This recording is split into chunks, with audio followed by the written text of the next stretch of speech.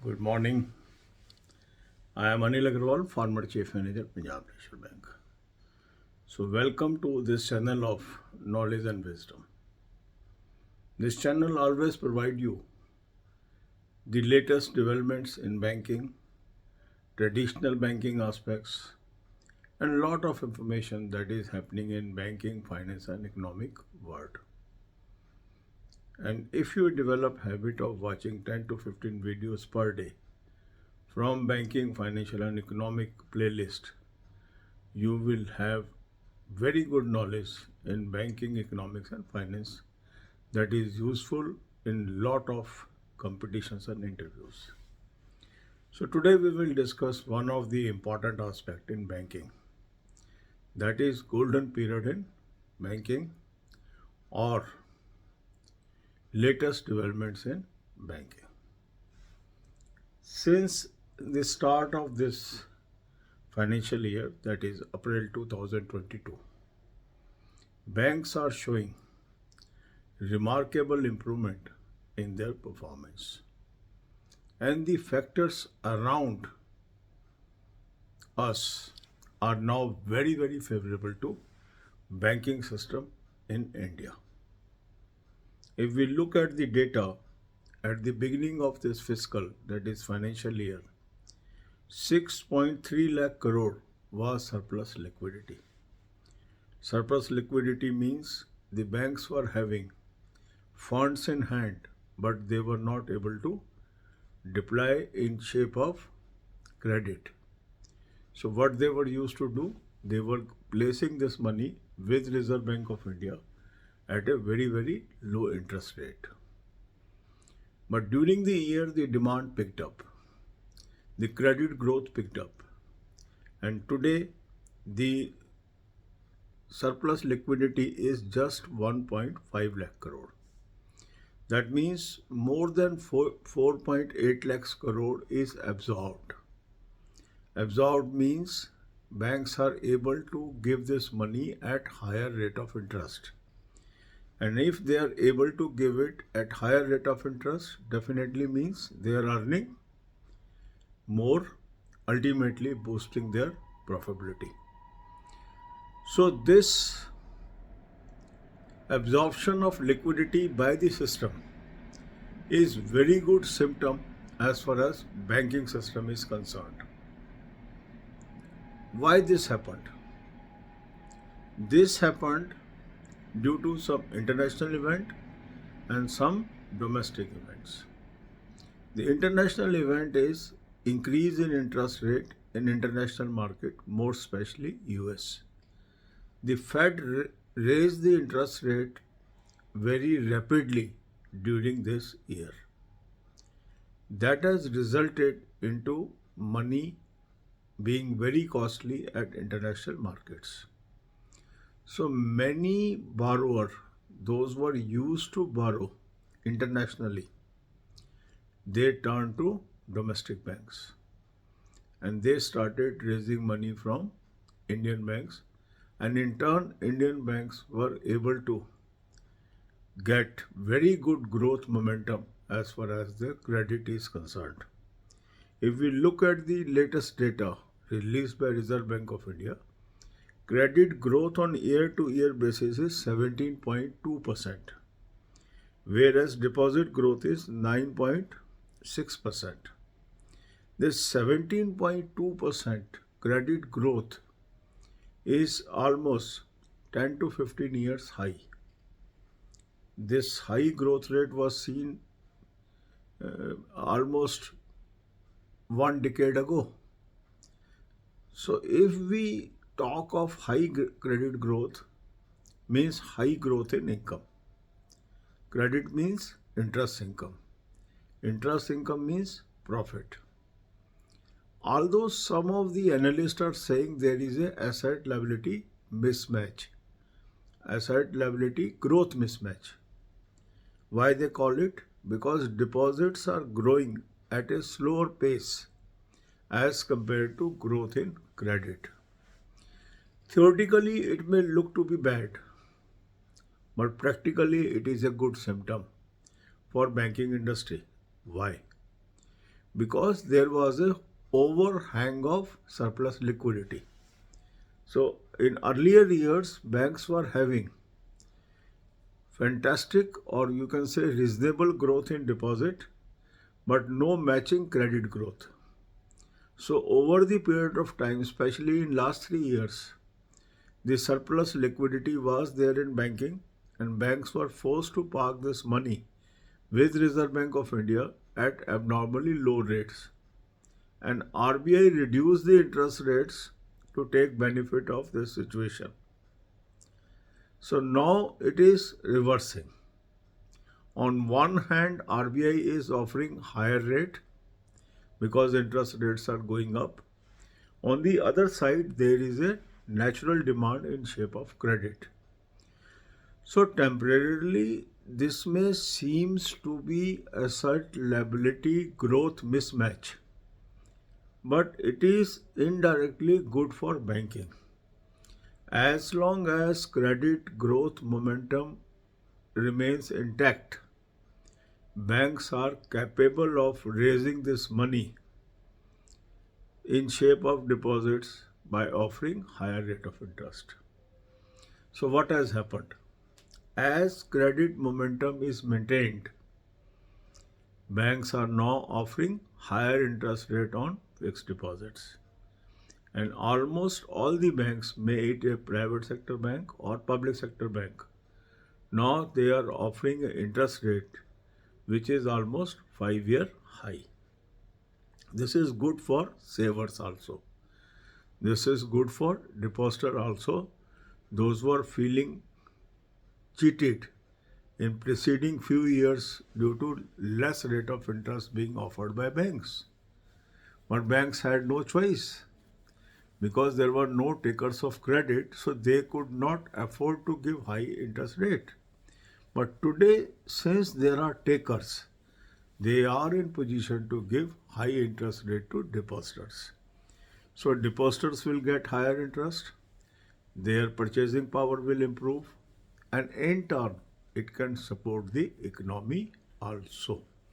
So golden period of banking is continuing, and let's hope this period continues. And if this period continues, it can be good news for job seekers also. Because banking witnessed lower absorption of staff members in recent past. And the reason was obvious, their profitability was under pressure. The moment this higher profitability is sustained, the banks will open up and they will start recruiting hired staff. So this is a good news for job seekers also. So God bless you all. For current affairs, I have suggested you a very good source. Link is there. Click the link. You will end up on an app. Download the app, take current year plan and apply coupon code AA03 to have 10% off and read current affairs from there. God bless you all. अब यही बातें हम हिंदी में करेंगे. Banking का golden period, developments in banking, ये हमारा आज का विषय है. अगर हम वर्तमान को देखें, बैंकिंग इंडस्ट्रीज़ की मूवमेंट को देखें, तो ऐसा प्रतीत होता है कि काफ़ी वर्षों के बाद ऐसा समय आया है जब बैंकिंग इंडस्ट्री अपने गोल्डन पीरियड से गुजर रही है.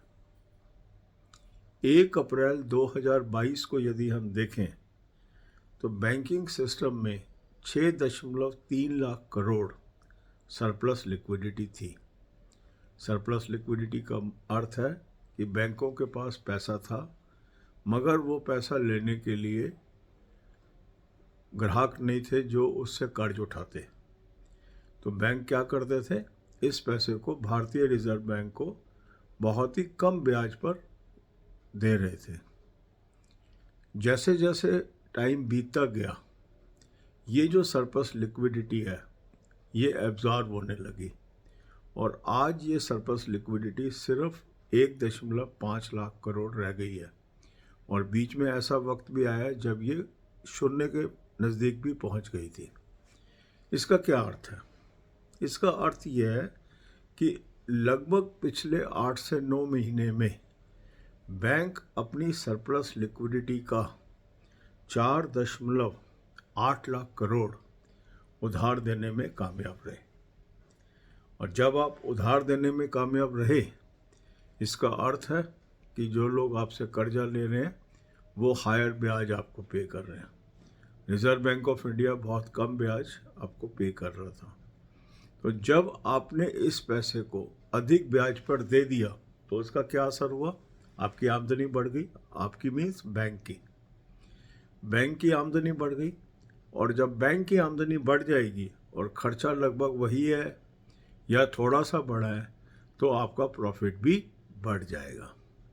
तो यही कारण है कि सभी बैंक बहुत शानदार प्रॉफिट दिखा रहे हैं तिमाही आफ्टर तिमाही, और ये अभी भी क्रम जारी रहेगा।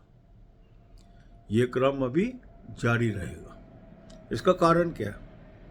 अगर हम और आंकड़ों को देखें तो जो क्रेडिट ग्रोथ है वो है 17.2%, जबकि डिपॉजिट ग्रोथ है 9.6%। ये जो 17.2% का आंकड़ा है, जो लेटेस्ट आंकड़ा है, ये लगभग पिछले 10 सालों के अंदर कभी नहीं देखा गया इतना बड़ा आंकड़ा। इसका अर्थ है कि इस समय बैंकिंग एक दशक के सबसे अच्छे क्रेडिट ग्रोथ से गुजर रही है। इसके पीछे कारण क्या है? इसके पीछे मुख्यतः कारण है इंटरनेशनल और कुछ डोमेस्टिक। इंटरनेशनल कारण है कि जो विश्व है उसके अंदर प्राय सभी देशों में इंटरेस्ट रेट बढ़ने शुरू हो गए हैं, और मुख्यतः यूएस के अंदर जो इंटरेस्ट रेट है बहुत तेज़ी से बढ़े हैं। इस वर्ष के दौरान यूएस के अंदर इंटरेस्ट रेट को बहुत तेज़ी से बढ़ाया गया। उससे क्या हुआ? जो वहाँ से लोग उधार उठा रहे थे वो महंगा हो गया, और जो भारतीय कंपनियां भी जो इंटरनेशनल मार्केट से उधार उठा रही थी वो महंगा हो गया।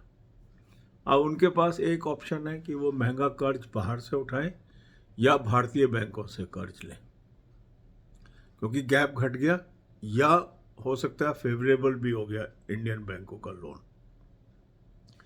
उससे भारतीय बैंकों का जो डिमांड है क्रेडिट की वो एकदम बढ़ गई, और सरप्लस मनी थी बैंकों के पास, तो वो उसको डिप्लॉय करने में कामयाब रहे, और जो कारण है आज क्रेडिट ग्रोथ अच्छी है। क्रेडिट ग्रोथ अच्छी होने से प्रॉफिट भी अच्छा है, और प्रॉफिट अच्छा होने से जो कॉन्फिडेंस लेवल है आज बैंकिंग इंडस्ट्री में इस दशक के हाईएस्ट पे है। अब कुछ लोग जो थ्योरेटिकल बातें कर रहे हैं वो इसको एसेट लायबिलिटी ग्रोथ मिसमैच की संज्ञा भी दे रहे हैं। अगर आप देखेंगे मीडिया में कई आर्टिकल छप रहे हैं कि बैंकिंग इंडस्ट्री में एसेट लायबिलिटी ग्रोथ में मिसमैच हो गया। अगर हम इसको थ्योरी में देखें तो ये ठीक है, मगर प्रैक्टिकल देखें तो ऐसा नहीं है। क्यों नहीं है? हालांकि क्रेडिट ग्रोथ बहुत हाई है, मीन्स एसेट ग्रोथ हाई है। Credit means asset, deposit means liability, और डिपॉजिट ग्रोथ लेस है। तो एक ग्रोथ है 17.2% की और दूसरी ग्रोथ है 9.6% की। मगर ये जो ग्रोथ मोमेंटम है ये कहाँ से मीट हुआ है? जो ऑलरेडी बैंकों के पास सरप्लस मनी था वो डिप्लॉय हो गया। तो इसलिए ये जो अवस्था है बैंकिंग के लिए बुरी नहीं है, अच्छी है, कि जो पैसा उनके पास फालतू पड़ा था और उनको बहुत सस्ते रेट के ऊपर आरबीआई को देना पड़ रहा था, अब वो एब्जॉर्ब हो गया सिस्टम में, वो सिस्टम के काम आ गया। और आने वाला जो डिमांड है अगर आती है तो बैंक कैपेबल है उसको मार्केट से उठाने में डिपॉजिट की शेप में, और उसके लिए वो क्या करेंगे? इंटरेस्ट रेट्स को बढ़ाएंगे, जैसा कि ऑलरेडी हो चुका है। आज की डेट में जो बैंक एफडी पे रेट दे रहे हैं और लगभग पिछले 5 सालों का सर्वाधिक है। अब इससे फ़ायदा क्या हो रहा है? बैंक हायर इंटरेस्ट अफोर्ड कर पा रहे हैं क्योंकि सामने क्रेडिट लेने के लिए ग्राहक है जो उससे ज़्यादा ब्याज उसको दे रहा है, तो बैंक की प्रॉफिट तो बढ़ी रही है उससे। हायर ब्याज दे के भी बैंक को नुकसान नहीं हो रहा। नुकसान क्यों नहीं हो रहा? क्योंकि जो वो ब्याज दे रहा है उससे अधिक ब्याज पर ही उस पैसे को वो आगे दे रहा है। तो जो भी इंक्रीमेंटल क्रेडिट ग्रोथ आएगी और जो ये इंक्रीमेंटल डिपॉजिट ग्रोथ आएगी वो भी इंक्रीमेंटल प्रॉफिट ही देगा बैंकिंग को। तो जो एनालिस्ट इसको गलत रूप में पेश कर रहे हैं वो सही नहीं है। ये मिसमैच भी बैंकिंग इंडस्ट्री के लिए गोल्डन पीरियड ही है, क्योंकि क्रेडिट डिमांड होना महत्वपूर्ण है। भारत में डिपॉजिट रेज करना कभी भी समस्या नहीं रहा है। जो पिछले कई सालों की समस्या बैंकिंग इंडस्ट्री की है, क्रेडिट ग्रोथ नहीं हो रही थी। तो अगर क्रेडिट ग्रोथ होती है तो डिपॉजिट मोबिलाइज किया जा सकता है, हायर इंटरेस्ट लेके आप उस पैसे को मोबिलाइज कर सकते हैं और उससे हायर इंटरेस्ट पे दे सकते हैं। ठीक है, तो इसलिए ये कोई बहुत बड़ी समस्या नहीं है जैसा कि कई ऑथर्स इसको पेश कर रहे हैं। पर बैंकिंग के लिए अच्छा है ये, क्योंकि सरप्लस लिक्विडिटी होना बैंक के लिए फ़ायदेमंद नहीं है, क्योंकि पैसा है मगर डिप्लॉय नहीं हो रहा। अगर पैसे की डिमांड है तो बैंक्स के लिए अच्छा है। और ये किसके लिए अच्छा है? डिपॉजिटर के लिए। क्योंकि जब पैसे की डिमांड होगी तो बैंक डिपॉजिटर को हायर ब्याज दे के पैसा लुटाएंगे। तो जिसके पास पैसा है और बैंक में डिपॉजिट रख रहा है उसको हायर इंटरेस्ट मिलेगा। हायर इंटरेस्ट का मतलब है उसकी परचेजिंग पावर बढ़ेगी, उसकी इंटरेस्ट इनकम बढ़ेगी, और जब उसकी परचेजिंग पावर बढ़ेगी तो मार्केट में डिमांड भी बढ़ेगी गुड्स की। तो इकोनॉमी के लिए ये अच्छा ही है। हायर इंटरेस्ट रेट इकोनॉमी के लिए अच्छा ही है, जबकि काफ़ी लोग ऐसे हैं जो लो इंटरेस्ट रेट को ज़्यादा एडवोकेसी करते हैं। पर यदि हम भारत की परिस्थितियों को देखें तो इसमें हाई इंटरेस्ट रेट भी सूटेबल है, क्योंकि इसके अंदर जो डिपॉजिटर्स है अगर उनकी इनकम लेवल बढ़ता है और उनके हाथ में परचेजिंग पावर बढ़ती है वो भी इकोनॉमी को सपोर्ट करती है। तो गोल्डन पीरियड ये चल रहा है और इसका फ़ायदा अनएम्प्लॉयड यूथ को भी आने वाले वक्त में मिल सकता है। अभी तक आप देखेंगे कि पिछले 4-5 सालों के अंदर बैंकों के अंदर रिक्रूटमेंट को लो लेवल पे रखा गया। क्यों रखा गया? क्योंकि अफोर्डेबिलिटी नहीं थी, क्योंकि हायर प्रॉफिट्स नहीं थे, कई बैंक तो लॉस में ही थे। पर जैसे जैसे प्रॉफिटेबिलिटी आएगी वैसे वैसे बैंक मैनेजमेंट्स का कॉन्फिडेंस बढ़ेगा स्टाफ डिप्लॉयमेंट का और इससे आने वाले दिनों में रिक्रूटमेंट भी पॉजिटिव हो सकती है। तो करंट अफेयर के लिए भी मैंने आपको अच्छा सोर्स बताया, उसका लिंक दे दिया डिस्क्रिप्शन में। वो लिंक है, उस लिंक को क्लिक करेंगे, एक ऐप पे पहुंचेंगे, ऐप को डाउनलोड कर लीजिए और करंट ईयर का प्लान ले लें। कूपन कोड AA03 लगाएंगे, 10% ऑफ आ जाएगा और वहाँ पे आपको डेली, वीकली, मंथली PDFs मिलेंगी। उससे आप अपनी करंट अफेयर की नॉलेज बढ़ाइए। God bless you all.